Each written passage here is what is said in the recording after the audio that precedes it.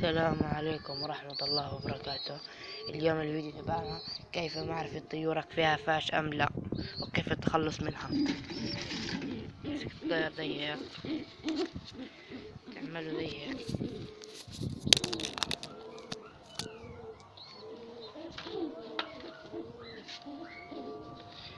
أنا بس بطيرش حمام عشان هيك ما بنتفه دايما. تنفخ جناح بالراحة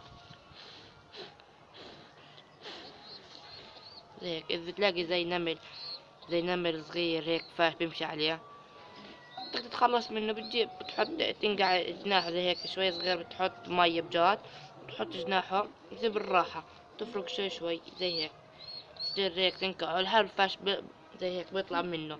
وفي دواء، هاي هذا الدواء، هاي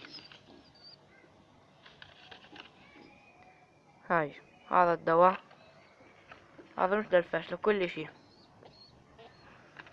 كيف تستعمل في هذا الدواء هيك، ورخيص يعني مش غالي كثير.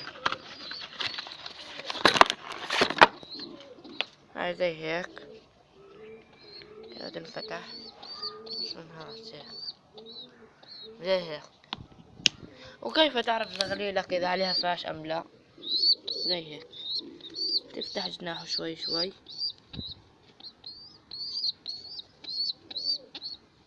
زي هيك، بتلاقي زي فاش صغير بيمشي عليها. بس افتح العلبة زي هيك، افتح جناحه، تروح.